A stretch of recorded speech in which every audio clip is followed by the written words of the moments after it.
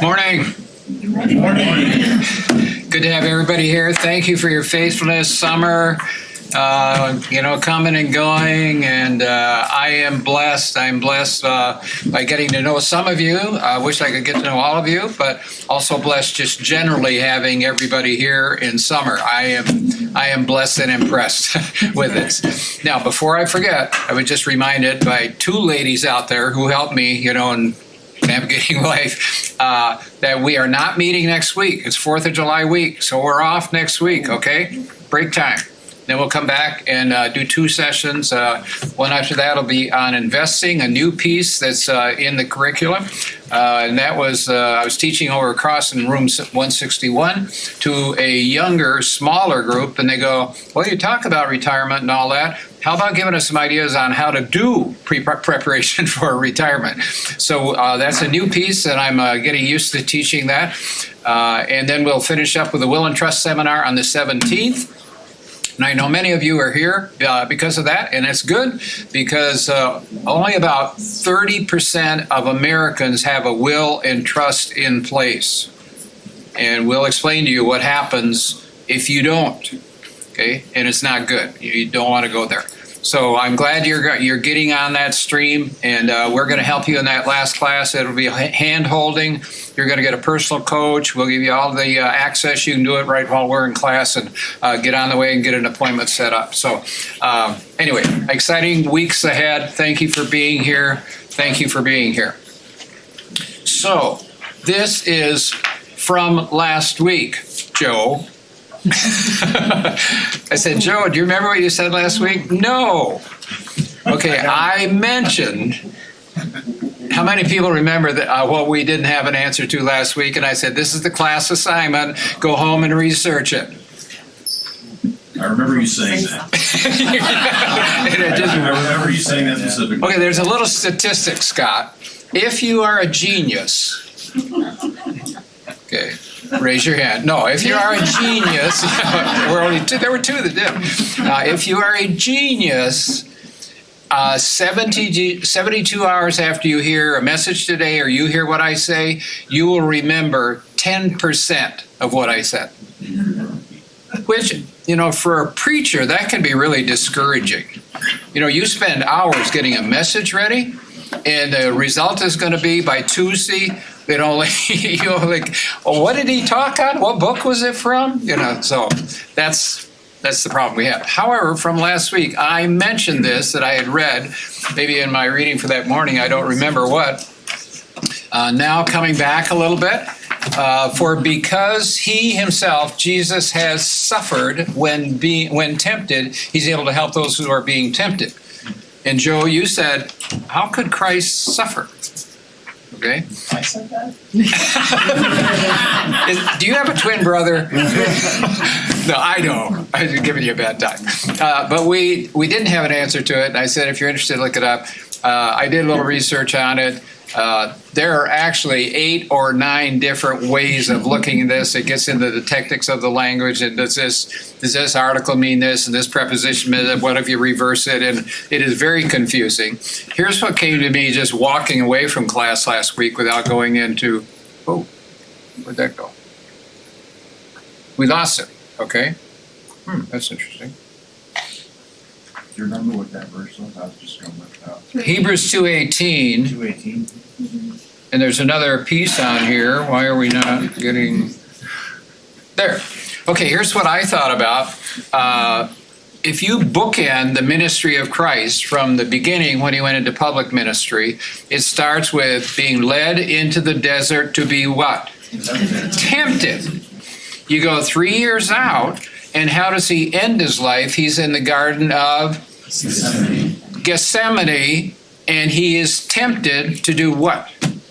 Not go through with it. I just heard that on the end of a message that Ray and I watched. Por favor. Thank you. Gracias. My wife doesn't speak Spanish, but it's okay. But he is tempted in Gethsemane, Father, if there be any other way, take this cup from me. You can feel the pain in it, and then it says, sweat drops of blood. I mean, that's pretty painful because he was fully human, and he was. So anyway, there's a lot more we could say about it, but Christ, and the whole point of this passage contextually is, because he himself has gone through temptation which hurt, he can feel what we are going through. Another verse says, he was tempted in all points like we are, yet without sin, acceptable sacrifice we talked about. So, anyway, that's there you go. The desert and Gethsemane, at least that, if we just took that 3 years, we find evidence. And all the way along with the Pharisees and, them trying to stone him and throw him off the mountain and all of that stuff are in this passage. So, meanwhile, back to outline class.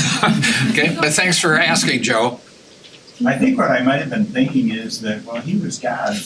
I know. How could he be suffering? Because Yes. he had the power to overcome sin. You were. Yeah, I felt that.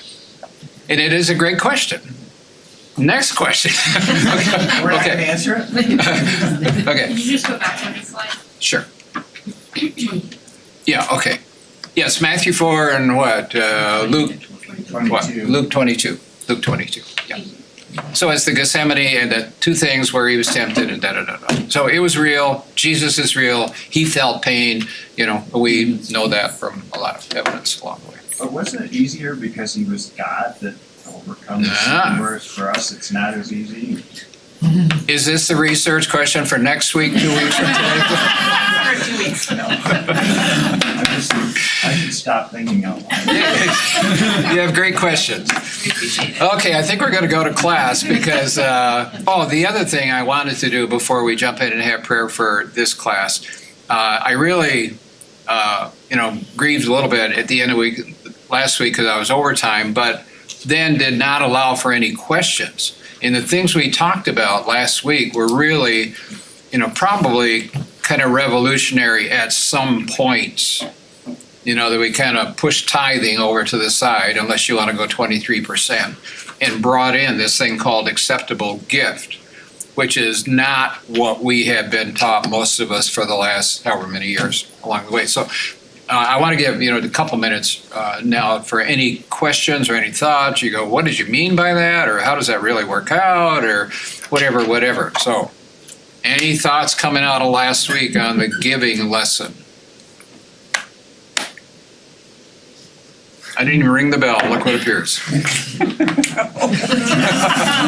That's on camera. Uh-oh. Edit that out. Edit it out. Yeah, I'll leave it. So anyway, on the giving, anybody read Plastic Donuts or anything? No. Okay. Well, yep. Yes. I thought it was actually very enlightening, the acceptable gift, because I had never Yes. thought about that Yes. before. The other thing I thought was, opened my eyes is how we give. You broke it down geographically, and then Yeah. or you can use the Matthew verse where Jesus Yeah. says go. Functions. you know? Yeah. Functions. Yeah. And my husband and I, we actually talked about that, and so we actually changed Wow. some of the way that we have been giving because of that. It was just like, wow. Yeah. A new step, something that we wanted to, we've been talking about changing we gotta do something more. Yeah. And so that was Wow. very, very good. The acceptable, we're still pondering and rolling around in the brain, Plenty of room to roll around in there, because we only have 2 brain cells. Well, thank you for the encouragement. That's what brings me back to teach another week. It's like a good golf shot. All the rest of the shots are bad. The rest of you are not bad. But, just a good comment is so affirming to any one of us. This really made a difference. This made a difference, you being kind to me or bringing me a cup of tea or whatever along the way. So, any other? The other piece Yeah. that stood out to me was it's the thought that counts, right? That concept from last week, because I am very guilty of, I want to do this for this person, and 6 months later it's like, Becky, you have yet to do it. It Yeah. was the thought that counted. And so that was very convicting personally. So now we have a list of things we need to be budgeting for, because I need to execute on all these thoughts that have come up in the past 6 months. Or so I feel like I need to do. Right. Thank you for the witness, as they say. You know, and it is my prayer and the goal to make this not only a class that's theological and philosophical in a lot of ways, but also practical. What do I do going out of this class? So I again thank God for that. And for they your just moved across the street from us in Siloam Springs, which is really cool. And we're expecting them to motivate us. No pressure. Once you get on the list, you got to get on their list first. Yeah, right. Yeah. Make sure you Okay. In the back, right there. Just to take off of what this lady said. Yeah. To be able to do that, you've got to think ahead, you got to plan ahead. You've got to have some That's money right. set aside, you got to have some time set aside Yeah. for intentional. Yeah, And that, I think, is one of the keys that, yeah. I'm old, I've been through it. Yes, those are lessons learned in my life. If I don't intentionally start it now, I'm not gonna have it. Then either give away or to do for somebody, Yeah. or whatever the Lord lays in my heart. Right. Yeah. Margin, right? So, great segue to your free gift today. Because we can't have a course on generosity without being generous. It's a book that talks about what you said. It is by Andy Stanley, Charles Stanley's son. It is called Fields of Gold and talks about the 3 P's of giving. If you want to jot them down, you can look at the titles, but here are the 3 P's. Priority giving, that's what you're talking about, Roy. You got to plan ahead of time. It's not waiting for the offering bucket to come by and go, what do I have in my pocket? Oh, I don't have anything in my pocket. Well, sorry, God, I don't have any money. That's not priority planning. Then it goes to proportionate or percentage giving. And that's what we've talked about, and how there's probably a better way, acceptable giving. But at least that's a movement in the right direction because it says according to what is proportionate or percentage, Joe. It is in relationship to what you got. That commission or that week's paycheck, or that's what, whenever you got it, the rent check or whatever from your properties. Okay, and the third one is, priority, percentage, and progressive. And that is the rule which if we've been taught to tithe and we are still tithing like we did when we were 21 and we're now 61, that's not progressive giving, that's static giving. You're at a different life stages. So it's a good book. It's basically how Charles Stanley taught Andy Stanley to give. Okay, so it's a fun read. Another little book along the way. You'll get it on the way out. Okay. Oh, we got one more up the front row. No, I'm fine, thank you. You okay? Yeah, I'm good. Okay. For the sake of the class, right? You do want to get to this lesson. Okay, again, encouraged by the engagement, encouraged by your attention along the way, because I know we cover a lot of material. Thanks for ingesting it, integrating it into your life and thinking. Let me thank God for the class and for good learning today. Father in heaven, thank you for each dear person that's here. They have, as we just talked, put a priority on thinking about aligning personal finances with your heart, God. And that is such a huge topic. And we thank you for the weeks we've spent together. Thank you for the context of fellowship. Thank you that we're not in a crisis. This is not a fundraising class, but rather just looking into your heart. So I'd ask your Spirit again to be our teacher as we look at Scripture. And again, embed in the hearts of people here things that maybe need to convict them, maybe affirm them in their giving, maybe move them to a new level of obedience and generosity to you. Whatever you want to do, do in my heart and do in the hearts of others, I pray in Christ's name. Amen. Okay, we ended the last week saying there are 3 things we can do with our money. Anybody got them? What's the first thing God says to do? Give. Thank you, Claudia. Give. First fruits, first day of the week, from the first of your crops, okay? Give. The second is to save, okay? And next week, or 2 weeks from today, we're really going to bear down on saving and how to do it effectively and impact and end up with some good retirement. But generally, saving.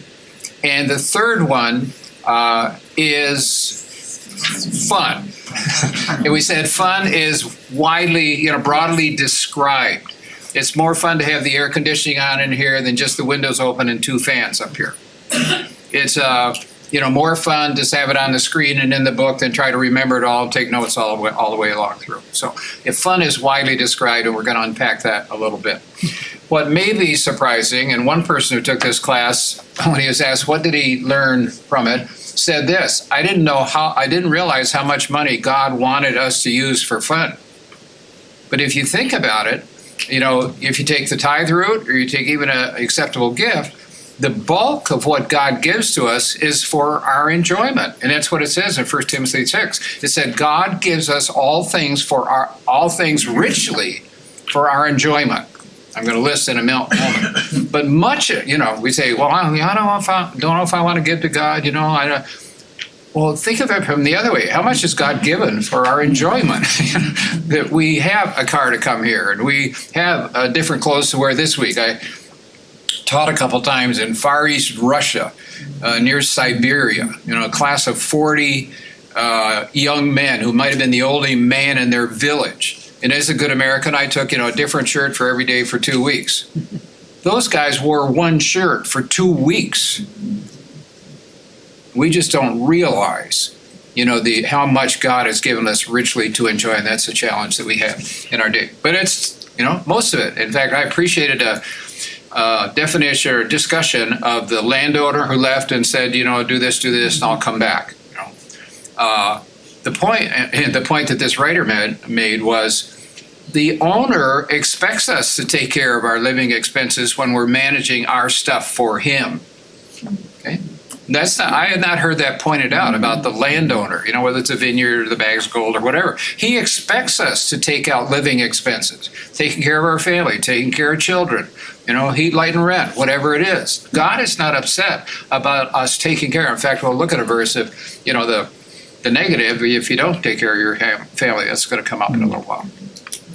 Now, remember our verse, and I just want to, if you don't have this, maybe even memorized, at least underline and think about the last 3 words. If you do it God's way, not the world's way, it's going to be good, pleasing, cross out perfect, and put in complete, because it's the Greek word teleos for our seminary people here. Good, pleasing, and perfect. Do it God's way, and Ray and I witness to that. Not that we've always done it perfectly, but we're sure, giving intentionality to it along the way. So fun, what is it? To bring restoration to our body and soul. And different ones of us have what could be put in the category of restoration. Maybe you're a people person. Let's take 3 other families and go to rent a house in Destin, Florida, and be a scramble of kids and dogs for a week. Let's go, man. That would wear me out, Janice. Where are you? That's where your house is right now, right? And you go, just give me. In fact, I listened to a sermon yesterday. Finished it up on the way in this morning. 21 days out on Puget Sound in a cabin with no services, and you couldn't take, they confiscated your electronics, and they've allowed you to take a Bible. Okay. It's called solitude. Were you able to talk with one another, or was the silence too? What's that? Were you able to talk with one another, or did they tell you that you had to be quiet too? Every morning at 5:30, you met with a therapist.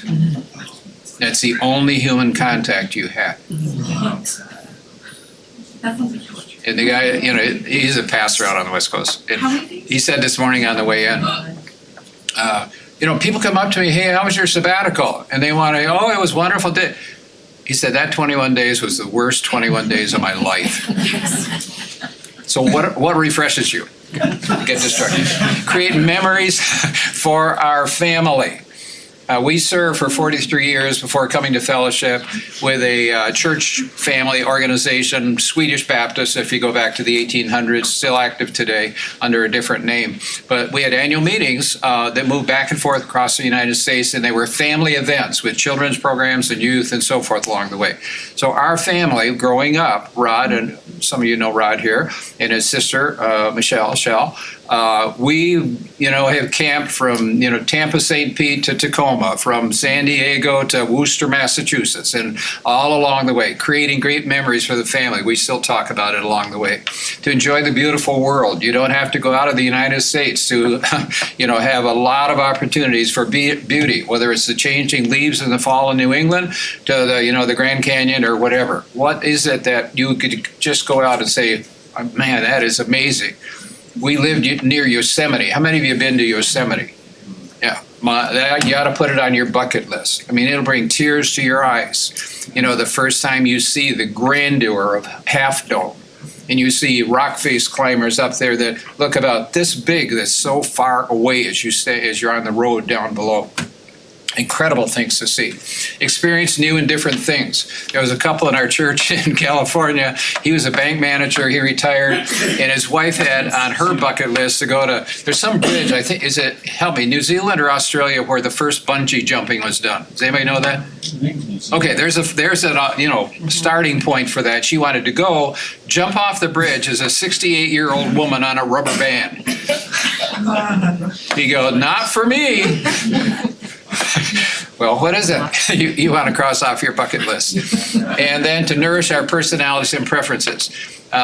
When we came here, 11, 12 years ago, whatever it was, I heard that Fellowship was involved in visiting prisoners down at Wrightsville. I made many trips down there over the years until COVID came.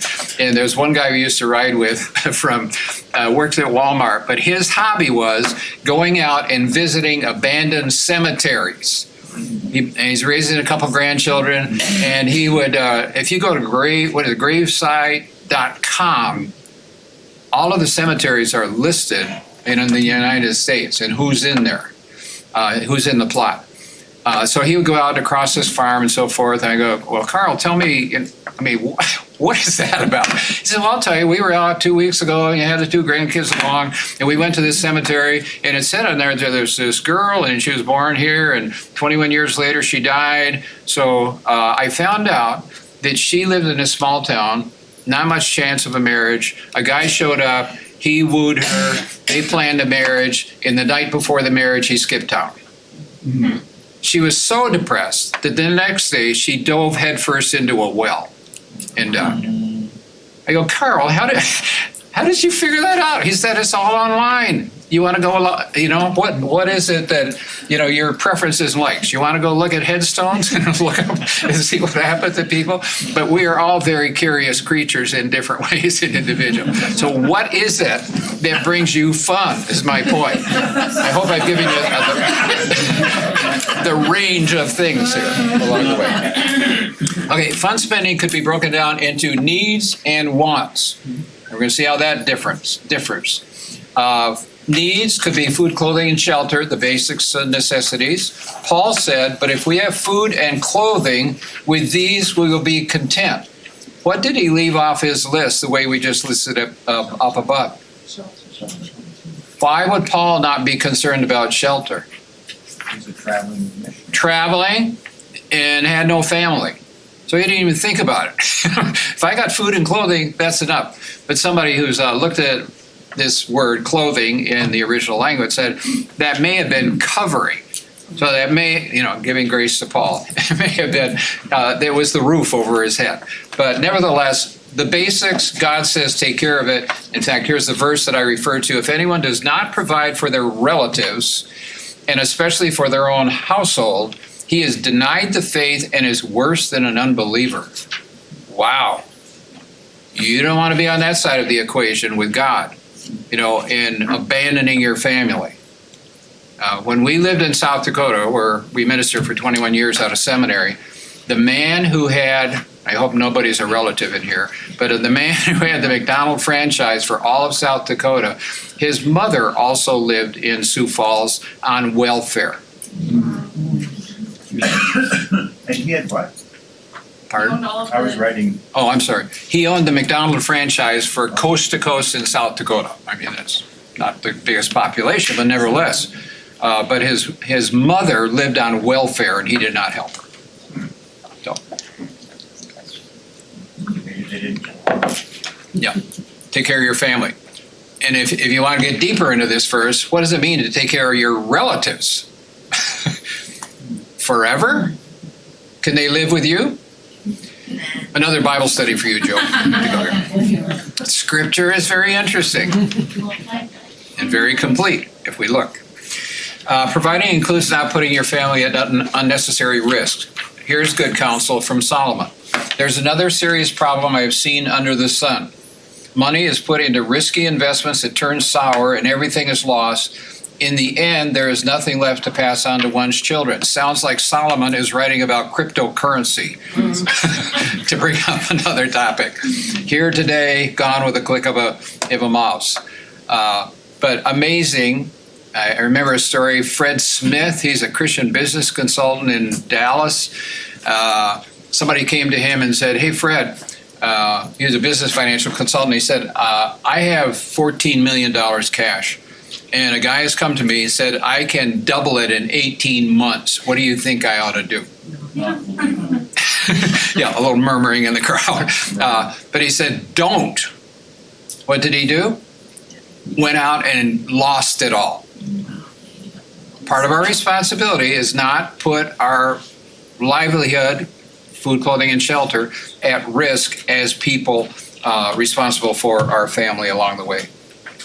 The next slide will be interesting, but it's the headline, of course, that draws it in. Needs are constantly changing in our culture. What do your children need now have to have that you never had as a child? A phone, all the 8-year-olds, everybody else is in there. You know, I won't know how to get a hold of you. You and I, most of us here, never had a phone at 8 years of age, and we survived, and my parents figured out where I was, and I figured out where they were. But it's a different day. It's a different day. Needs are constantly changing, and the headline is, mobile phones are more important than sex. And you can see the statistics up there. Got to have food, got to have a car, got to have internet, got to have mobile phone, computer, television, and finally sex gets in there at 20%. And we can all smile and go, wow, yeah, everything has a priority in our world. There's nothing spiritual about that graphic, by the way, but interesting. Wants are anything in excess of our needs. God may allow us to have many of our wants, but is not promised to provide all of them. He gives us everything richly to enjoy, but he also says that you have some responsibility in figuring that out. Here's the verse, which many of us may have not only read, but maybe quoted. My God will meet all your needs according to the riches of his glory in Christ Jesus. Note in there, it says, what's he going to supply? Our needs. Say that you have a new Christian and you're discipling that person, and he or she is reading in Philippians, and he says, how does that work out that God is going to meet all my needs according to the riches of his glory in Christ Jesus? What would you say to that new Christian? Oh, you'll get the God checkbook in the mail or the God credit card? It's unlimited? What on earth does that verse mean for you well-informed Fellowship Bible Church attenders, listeners, 90% forgetters? What do you think? What if you did a word study on the riches of his glory? What would that be?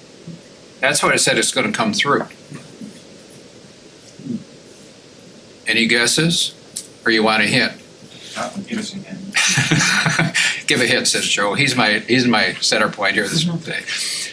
If you look up the riches of his glory, as Paul writes about it, it's the people who have come to know Christ. Those are the riches of his glory. If you extend that out in this verse, what does it mean? And it was practiced, and you'll find it in Acts 2. The needs of the people around were met by who in Acts 2? The others in the church, the other believers. And it comes back to community group, okay? Okay, if we have a community group and there's a huge need in the community group, where's the first responsibility? The riches of his glory, who is who? Us sitting there. Okay. We had a community group at one point, and there was a family in there. In a 30-day period, mom, dad, son, daughter were all in the emergency room for different reasons. We met, we said, got to help, and gave him $500 going out the door. The riches of his glory. It's an interesting verse. God's going to supply, but it's probably going to come back to some of us who, if we work like the verse says, it comes back to some of us who God has given excess at this period of time along the way. I know it's very convicted and it's very quiet in here right now, but our wants will change as we align our hearts with God's view. One of my favorite verses in the Bible, take delight in the Lord and he will give you the desires of your heart. And if you want to link that up when Jesus says, ask anything in my name and it will be given to you, those two would be worth putting side by side. When, to use a word, we get our hearts aligned with God's heart, we're going to be asking for the right things that are in Jesus' plan. Okay, again, that could be very convicting along the way. But take delight in the Lord and he will change our desires to not accumulate like the world, to Romans 12, not conform to the world, but in fact be transformed with his word. Okay, in the fun side, what we often get to is something called debt and borrowing, and we got to look at what God says on this. And these are not Don Reed's words, these are God's word. The rich rule over the poor, and the borrower is slave to the lender. You said, I'm not a slave, I'm an American, I'm free. Well, miss your mortgage payment, or miss your car payment, or miss your credit card payment, and you'll find out, who the master is and who is the slave. Might even be MasterCard as I think about it along the way. Oh, too good. Okay, familiarity breeds something. I don't know what it is. Theme verse, don't conform. We talked about this. This is a rather long passage, but listen to this and think about where we sit today here in the middle of America. This is to the book of Deuteronomy. You can see in the first, even the abbreviation, duo means twice. This is the second time God gives instructions on what you Israelites ought to do. It's Deuteronomy is words, the second words. So I want you to get it. So here it is. And these are selected verses out of Deuteronomy 28. If you fully obey the Lord your God, carefully follow all his commands I give you today, the Lord will set you high, the Lord your God will set you high above all the nations on the earth. All these blessings will come to you and accompany you if you obey the Lord your God. What's the if? Obey. Okay, so we know that's a standard. You want God to bless and fill your vats and barns and whatever, then obey. The Lord will open the heavens, storehouse of his bounty, send rain on your land in season, bless all the work of your hands. You will lend to many nations, but borrow from none. The picture starts to be drawn. Okay, the current culture, current situation. However, if you do not obey the Lord your God and do not carefully follow all his commands and decrees I'm giving you today, all these curses will come on you and overtake you. The foreigners who reside among you will rise above you higher and higher, but you will sink lower and lower. They will lend to you, but you will not lend to them. They will be the head, but you will be the tail. Where are we in the picture? Who owns America today? China. Have you heard that there is a trend going on as we speak of China buying up massive amounts of farmland and grazing land in America to, I don't know how many states, like 17 or something, have passed a law that it is illegal for China to keep buying our land, which means controlling our resources along the way. And so, Deuteronomy 28, it's still there. Are we a lending nation or are we a borrowing nation? We're borrowing. Well, it kind of tracks. By the way, a big amen to Supreme Court ruling this week. You hear it? Yes. Say amen. Amen. Yeah. God has not forgotten, and many of us, I know, pray for our country maybe every day, as it says in 1 Timothy, 2:1 or something, 2:2. But God has not forgotten us, and he knows there are many righteous people here. And I know that's probably part of your prayer as well as mine. God, honor the people who want to do right. James says this, listen, you who say today, tomorrow, we'll go to this or that city, spend a year there, carry on business, make money. You don't even know what will happen tomorrow. What is your life? You're a mist that appears for a little while and then vanishes. Instead, you ought to say, if it is the Lord's will, we will live and do this or do that. As it is, you boast in your arrogant schemes. All such boasting is evil.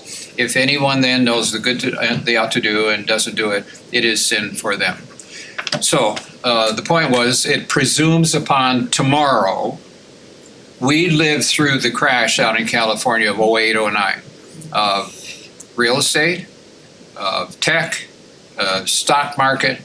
What were the presumptions? Just think with me for a moment. What were the presumptions going on across the nation? But California was kind of the showcase for it happening along the way. What were people presuming would be true going into the future in 08, 07, 8, and into 9? It was gonna last. Say it, Bob. It was gonna last. It was going to be like this. This is the new normal. Normal. What else?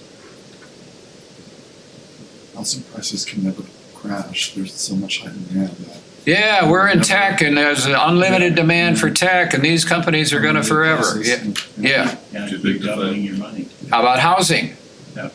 They were giving loans for 110% of the value of the house, knowing that, quote unquote, it appreciates 14 to 15% per year. In a year, you're going to be able to refinance and get another 110% loan. And the other thing maybe was, hey, if I lose my job, I can get a better one that pays more. In all of that, yeah. 1 Timothy 6, don't put your hope in wealth because it is so uncertain. Okay, presuming upon tomorrow. Secondly, deny future opportunities. Here's, without going way into it, here's something that is tragic, which is happening right today, in the impact of debt on recruiting missionaries. If you've not thought about this, if I get out of whatever I do for schooling and I have 80,000, 100,000 debt, and I go to the mission agency and said, we're being called to New Zealand or, backwater somewhere. They'll say, well, what's your financial situation? You go, oh, we got 80,000, whatever it is. And they'll say, see you when you get it paid off. Because there's no way you can raise funds for your support and pay off student loans. And that's impacting missions today, denying future opportunities where God was calling people and you just can't do it along the way. Simply, it's a symptom of overspending. We've talked about that before. Materialistic society, we are marketed to death. It's hard to resist. Overspending and undersaving. It's not, you don't have to be a calculus major to figure that out. You're taking more out of the pot than you're putting in, and you end up in debt. Only 49% of Americans could cover 1 month expenses if they lost their income. That's how close most people are running. You say, really? In here? Yeah, I can think of names here in this church that are living week to week to week, even in our culture here in Northwest Arkansas. The Bible does not directly give instructions on what debt is permissible and what is not. Therefore, sanctified wisdom is needed. I put the name of a book there, Friesen. Did he used to teach at JBU, Paul? I'm sorry. He graduated from JBU. Multnomah? I thought he had some connection to it. He JBU. graduated from JBU. Yeah, there you go. Oh. Yeah, he's a JBU somehow connection. Yeah, Friesen. Graduate from Okay, you graduate. Okay, you got both of your schools. There you go. Free advertising. Anyway, he says the will of God is not looking for a needle in a haystack. The right wife, the right job, the right place to live. That is not about the will of God. It is using sanctified wisdom, which is we've got a brain and we know what God says, and put those two things together and you're going to come up with the right answer. Okay? So should I borrow, et cetera, et cetera. Sanctified wisdom along the way. On average, most families spend, this statistic is 103%. We talked about that. How do we do it? Credit cards. Again, it's mathematics. The average person, 3 weeks from bankruptcy, little or no money saved, significant debt, totally dependent on next week's paycheck to keep afloat. And that's a very sad way to live in the richest country in the world, that we are, well paid, but just a little out of control, and that's not happy. This is a chart on savings. In the gray bars, vertical bars, are recessions. What is the trend in America and saving and recessions and the general trend of savings? What do you see? I know it's fine print, but, Goes down. huh? Goes down. We have a trend of going down in savings. If you go back to 07, 08, I saw a negative savings rate in our country. Okay, what happens on recessions usually though? For a little while, it jumps up, but then our habits are too deeply ingrained. And we are not a saving generation. I know taxes and all of that I got, but we are not a culture that is disciplined in living within our means, is the point. See the big jump there for COVID at the end? You know, that scared everybody, but there may be something else was going on. Our daughter, who works out in corporate here in Bentonville, said people in her office were going, man, I have more money than we've ever had. And maybe it's some of your experience. Why? Couldn't go out and eat every night. You know, couldn't go anywhere. Theaters you couldn't go to. We couldn't spend our money. So the savings rate went up, not because of discipline. When a person is overspending and undersaving, the right result is no brain or not brain science, rocketry. It is debt. Debt is not, I'll offend the bankers here, debt is not a tool for the consumer, but for the banks to become wealthy. Okay? They go, oh, take out a loan, and increase your style of living. There's interest involved in it. Bill Hybels, pastor up in the Midwest, unfortunately, did not end well, but he writes this in his book. Debt comes from wanting more than God's current provision for your life and arranging other ways to get it. So it's really a thing about our relationship with God. Like, I deserve more than this. I'm doing this or that, or I got this education, or I got whatever. So I'm going to give what I deserve, and we end up funding it through credit cards, whatever. John, Okay. I'm just going to say, I think our team that's taught some classes, one thing we started realizing, we started to help people start understanding, first of all, do you value what you earn right now? Say it again loud. So Do you value actually what you earn right now, what God's given you? exactly. If you can't even start there, it's hard to do the rest of it and do it well if you don't even value what you're actually earning. Because you agreed to that amount, you did your education, you provided service, you do all this, and do you value what you're actually receiving? Yeah. You can always make more Yeah. and increase that, but do you actually value? Now, how are you going to take care of it? Because you've been asked to manage that. Yeah. But first, you got to value it, or it's not. You're never going to take care of it. Paul's verse on it is, I've learned to be content, whether a lot or a little.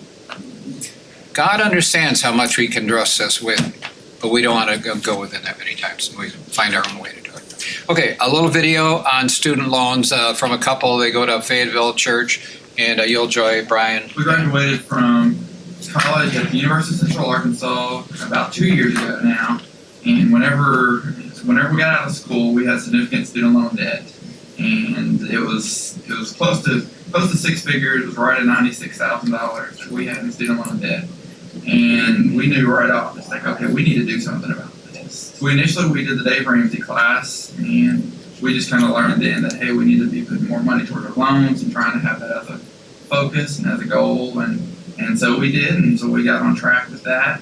And since then, that's been about 2 years. We have it down to about $18,000 now, and in another 5 months, we'll have it completely paid off.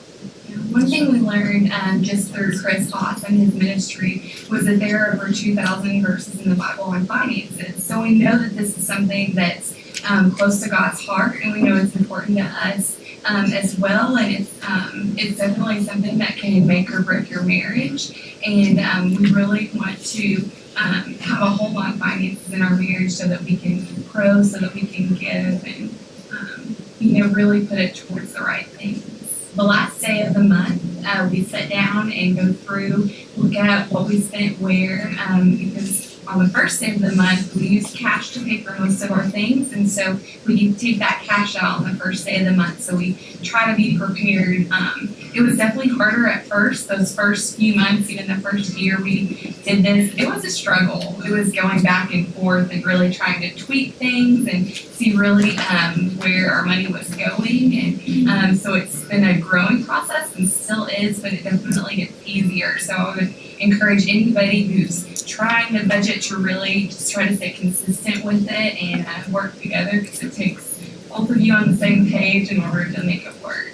It's kind of fun parting that loan those loans and the debt paying off together, because we, we're able to look at it each month and say, hey, I worked a little extra, you worked a little extra, hey, we're getting this check, we can put this towards a loan, and we can watch that number go down of what we actually owe on our debt, which is really fun. And it's just, I think it's good just working together and important working together on our finances, because it brings us closer, and it's something that you're not going to do with necessarily like a boyfriend or girlfriend, but as the intimacy as a spouse, of being able to sit down and do that together and really plan with our finances and look towards what are our financial goals.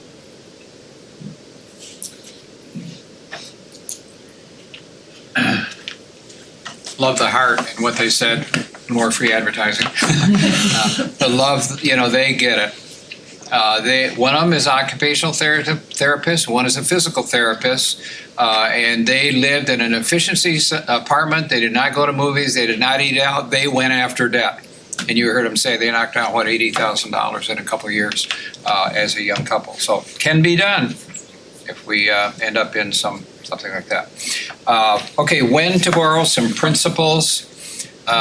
When you can purchase an asset, it is likely to appreciate. Okay, tell me likely to appreciate assets. Maybe a home. Maybe a home. Yeah, we talk about 07, 08. Maybe. Yeah, what'd you say? Yeah, okay. I love, again, Dave Ramsey, but he says anything with motors and wheels, don't. Because that's a depreciating asset universally. Boats, motorcycles, motorhomes, cars, trucks, whatever else I miss along the way, scooters. They're all depreciating assets. Something that's likely to appreciate, nothing is guaranteed in our world. When the value of the item exceeds the amount of the loan. I heard an ad on the radio a couple years ago, Tulsa car dealer, hey, come in and buy a new car. Doesn't make any difference if your old one is paid off or not. The payment's going to be less than that. We'll fold in your old loan and come and buy a new car. Mm-hmm. What did they not say? Much the loan is going to cost. Your 48-month loan has just gone to a 72-month loan. Okay, so again, it's enticement, it's advertising. I want a new car. I want the neighbors to think I'm successful when I haven't even paid off my old car along the way, etc. When the payments don't stress the family budget. I was driving along in the San Diego area one day, and I was listening to Dave Ramsey, actually. He's getting a lot of free advertising, so but here was the call. The guy said, hey, I want to buy a full-dress Harley, and I don't know what it was, $38,000 or $42,000, and my wife doesn't want me to get it. Okay, let me ask you a couple questions, Dave said. How much did you make last year? He said, $800,000. They said, well, okay, you must have sold a business or something. He said, no, I have a business. How much are you going to make next year, do you estimate? 1.1 million. Said, buy the bike. That's chump change. It's all relative. Okay? Not going to affect the family budget. And if you want to, may not be the smartest thing to do, but don't let it wreck your marriage. That is not a big one. It doesn't stress the family budget. Credit cards, 88% of college graduates have credit card debt upon graduation. It gets worse. 19% of college graduates have filed for bankruptcy before graduation. 1 out of 5 students start out as a financial failure. You go, really? Friends in South Dakota, same age, their daughter went up to St. Paul to a school. Brought a friend home one weekend talking to her, and she said, oh yeah, I have 7 credit cards. Oh, 7 credit cards. She says, yeah, I keep getting these offers in the mail, and they, I'm approved, so I just get it. Well, you pay them off? No, I don't pay any of them off.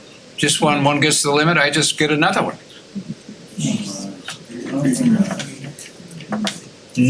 Okay, yeah, hands over the faces, right? Again, I will go back to one of the first things I said.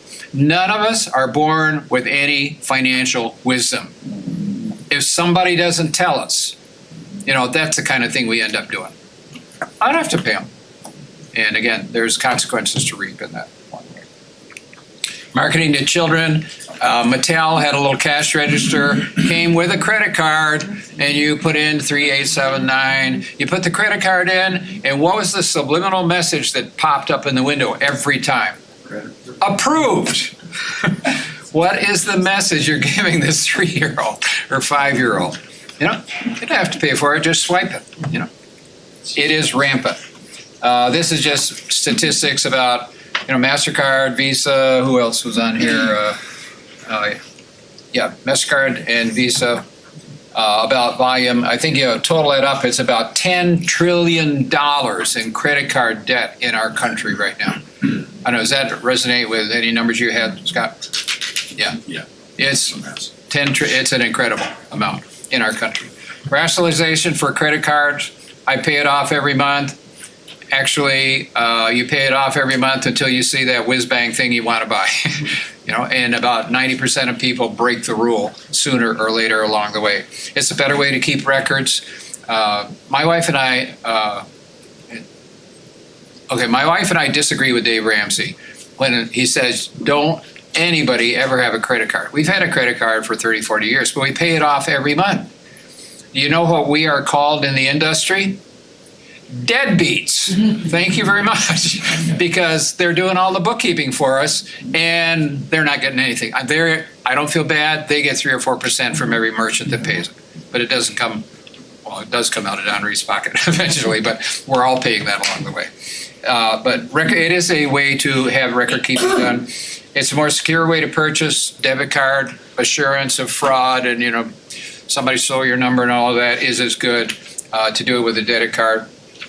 And then there's this one. I want my children to learn to handle money, so I got them a credit card.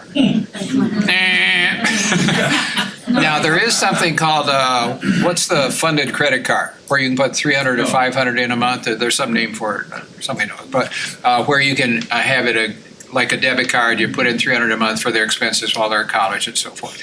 Maybe that, but be careful of just the message you're giving. I want a credit card for the cash back and the rewards. Most of the rewards are not claimed. Okay, so that's not a reason to. Or we had a Delta card for a while, you know, then you get a free ticket after. It became so difficult to find where it was on the website. I mean, you just wanted to walk to the airport. You know, it is not friendly for the customer. Bottom line, if a credit card allows you to purchase that which you cannot afford with cash, and you will know, do you pay it off every 30 months? If you can't afford to buy it with cash, you need to stop using credit cards. Whether you cut them up or just lock them up or whatever. Car payment trap, most people have car payments for life. $495 a month for 64 months is the average, at least when I put this slide together. One community group we were in, their car payments per month were $800 a month. Car payments. Depreciating asset. Put in savings, 5%, which is reasonable over 40 years. There's $1 million retirement right there. But how do you get out of it? What's the escape plan? Keep your present car 3 years beyond the end of your car loan payment. So you're buying a new car. Okay, you paid the 17% when you rolled across the sidewalk onto the street of depreciation automatically. If it's a $50,000 car, what is that? Something, whatever it is, but you just lost 17%. You know, $8,500. Don't. You know, I know this is really, you know, don't conform to the world message, but there's no need to buy a new car in our culture. I think it was during the March Madness.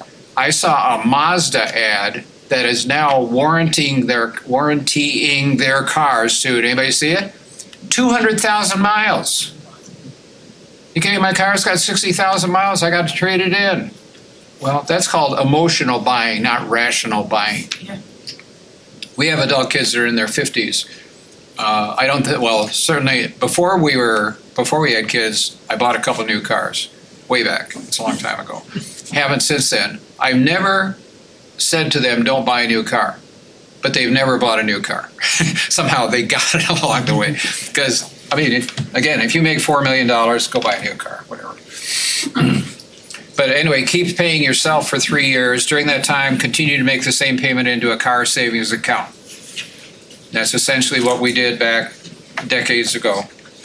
Purchase all future cars previously owned, because we can't use the bad term of used cars.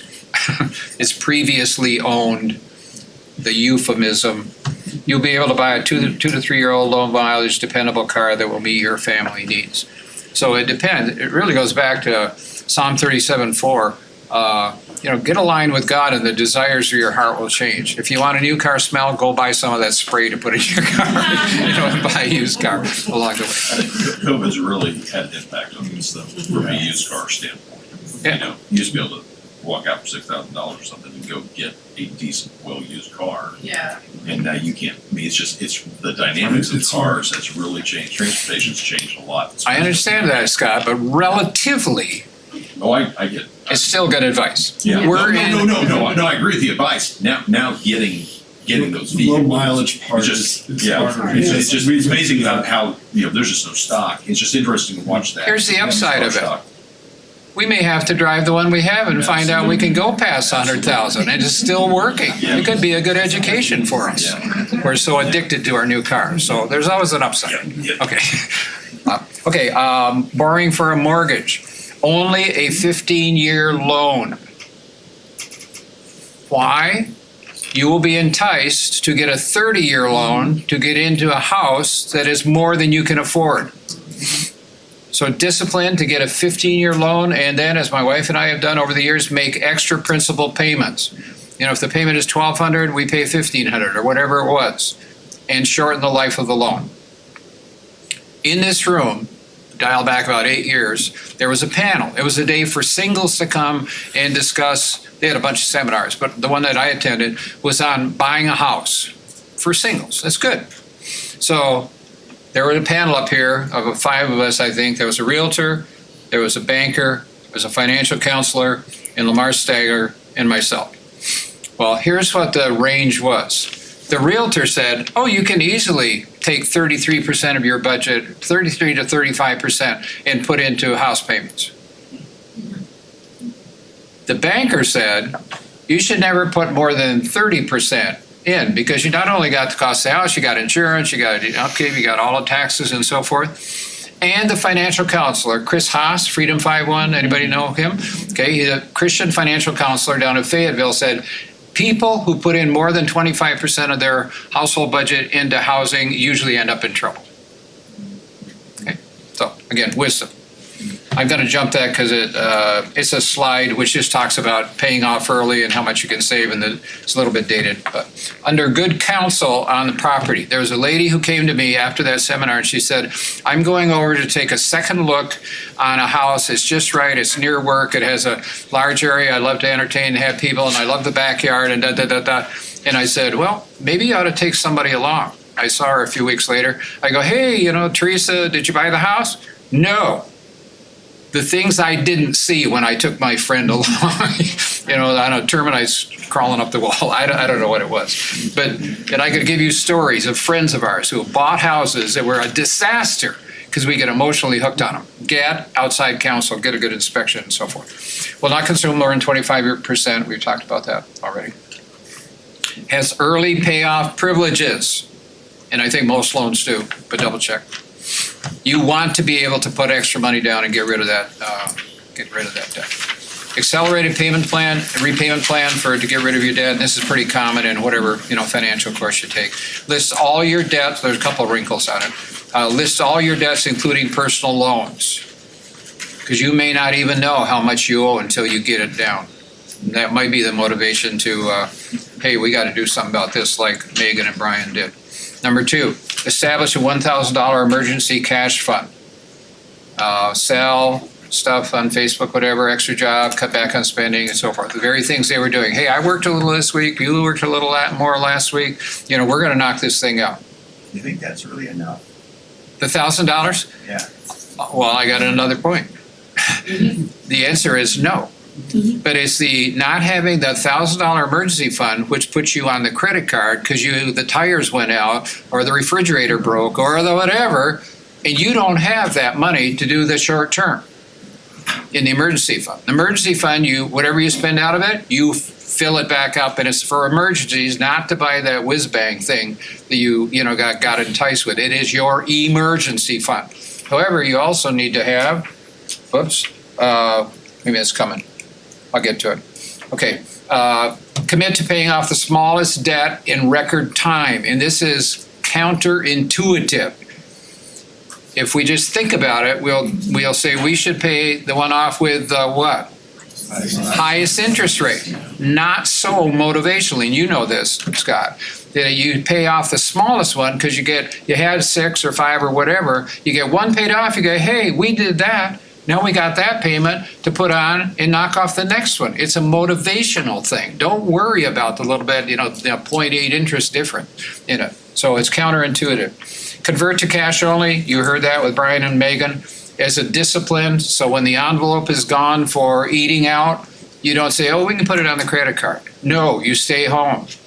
You have popcorn or whatever you do. I have a question. Produce extra income, we talked about that, overtime, deliver pizzas, be Uber driver, whatever it is. Lots of opportunities in our culture. Remove all debt. If I go too fast, because I'm feeling the pressure of time here, just stop, raise your hand. Remove all debt except your house mortgage in 24 to 30 months. You say that's not possible.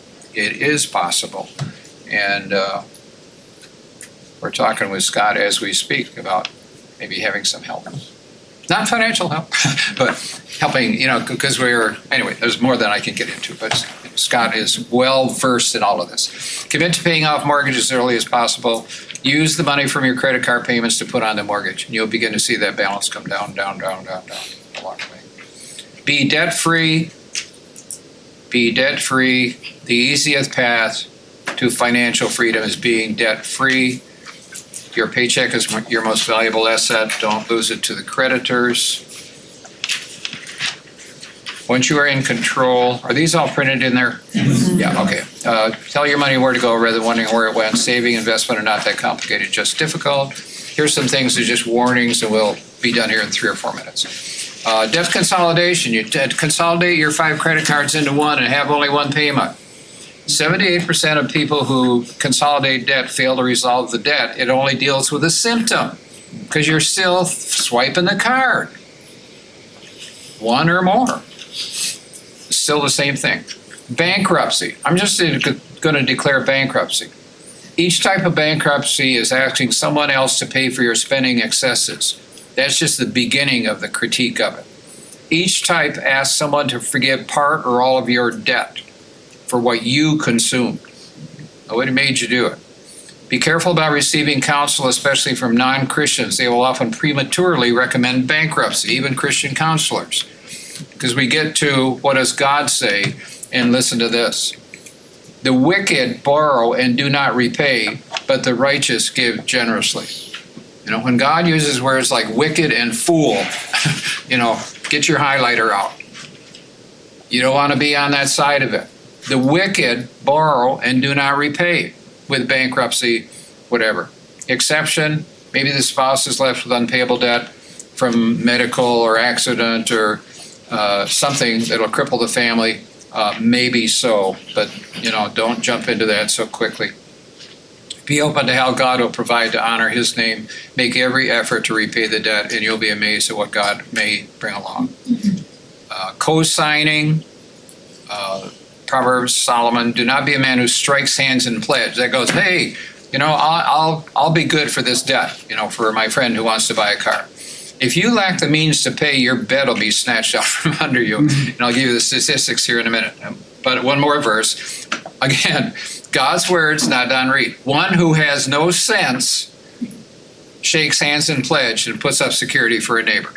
My brother-in-law comes to me and goes, hey, I tried to get a loan at the bank, and then I went to the credit union, and they want another signature, and we really need to go. Will you do that? God says no. 50% of all bank loans with co-signing end up being paid by the co-signer. 50%. You want a 50% ratio of paying for your brother-in-law's car? Well, shake hands with him. Now, the loan companies, that they do, they do even riskier loans. That goes up to 75%.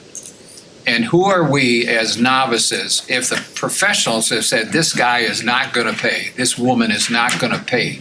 Why do we think, just because we maybe have blood in the game, that, you know, it's like, what are we thinking? What's the old song? I know what I was feeling, but what was I thinking? The old Western song. Wow. Okay, we're down to the verse and we're out. Okay, any questions on the way out or leave? No, I'm sorry. Just two things. One is what I caught today was get organized. So much Right of back that to was what all Roy about said. getting organized. Yes. List your debts, figure out where you're at, where's Yes. your money going, what's your budget, you're doing all that. The only thing I want to add in is the part about credit cards and rewards. This is just the part of Okay. just the example of people understand the impact of their purchasing when they're thinking about my Sam's Club cash or my rewards card, Yeah. because I'm spending, I'm making money over here, and they don't realize the motivation that's happening when they're buying. But that's the same motivation that when you pay down your smallest debt first, you're being motivated because all of a sudden you paid it off and so you want to start doing it more. Yeah. People start wanting to do things more over here with their because they get that cash back, or they don't realize it's actually the same thing. One just happens to be more positive in your life than the other one because the other one's driving you eventually. Now, unless you are totally in control and live off a budget every day, you're fully organized, and you possibly control that habit, but you're sitting over here in your debt, but you can be inspired by that pay down the same way that it drives you to overspend. Or you buy the item, it's 10% reduced to pay 17% on the money. Yeah. You're like, Yeah, if What- you're not in control of that and organized. the reference I made to Scott earlier, he's been teaching FPU here for how many years? About 11 years, about the same time we started this. And we may be working on a new curriculum as he gets time and So much of space. the basics is covered here, but now what do we do maybe workshop wise to help Yeah, people get because I don't do, set up a budget, bring it, we'll look at it, we'll walk you through it and so forth. So I don't do that in this class because it's a biblical, theology of generosity and giving and so forth. But we still need that class. And so, we're talking to Scott about that. When, this may be coming to a town near you, to a campus near you. Thank you, Scott. Glad to have you here. Janice? When that comes about? Yeah, it'll be a class. Yeah, oh yeah, it'll be advertised in a training center and it'll be, a 3-week workshop to follow up to a line or, I don't know what the, context will be on it, but. In the meantime, the Freedom 5-1 ministry, there's a branch here in the Rogers of that too. Yeah. Tim Collington. Yeah. Tim and Terry. That's what he does, is Yep. set you up with a budget and show you how to. Freedom 5-1 is biblical financial coaching. And what they do is if you need that, you set up an appointment, you go in, you bring your finance stuff to them, then they will look it over, make some recommendations, send you home for 2 months, and then come back. Practice it for 2 months, and you do that over a period of a year, very reasonable fee on it. If there's a problem with it, maybe even there'll be some scholarships available or something. So, yeah, Freedom 5-1, Chris Haas down in Fayetteville, Tim Howington up here, another lady by the name of Linda Stubblefield, who's working with single ladies whose husband has passed away and he did all the finances and she's left in a dilemma. I don't even know what a checking book is. So she has a calling, a retired lady. Yes. As compared to doing the 15-year mortgage, Yes. paying extra, what would your view on doing a 30-year mortgage and paying on it because it has a lower payments and then paying it as if you were paying a 15-year? Yeah. So making the 15-year payments on a 30-year. Well, I'm not sure I can give a good answer on it, except that the temptation in a 30-year mortgage is to buy more than you should. That's where the realtor said, you could go up to 33%, 35%. You could, and then you're going to be paying for it for, whatever years. So why not discipline, getting organized, setting a limit. What can we afford at the 25% range and a 15-year, you're going to be able to live with that and have some freedom to go, on vacation and so forth. Not getting add on to that, sorry, Doc, I didn't mean to interrupt you, but kind of similar to Scott's example of the rewards versus the paying down the debt. Because you have that flexibility in the 30-year to, well, what if I want to do the extra this month? We can have that cash to do that. You're gonna find yourself doing that more often. than actually paying towards, Yep. extra towards that. Yep. True. Good point. Organization. Thank you. Control it. Can't control it. It's personal finances now. Well, I love the spirit in this class, engaging, connecting, trying to figure it out. And we could spend another hour after scheduled classes just to sit and talk for an hour probably. And we could even do that if you wanted to. But thank you very much again. Thanks for your faithfulness and attention. Very encouraging. Have a great week. Have a great 4th. We'll see you 2 weeks from today. God bless. Thank you very much. Thank you.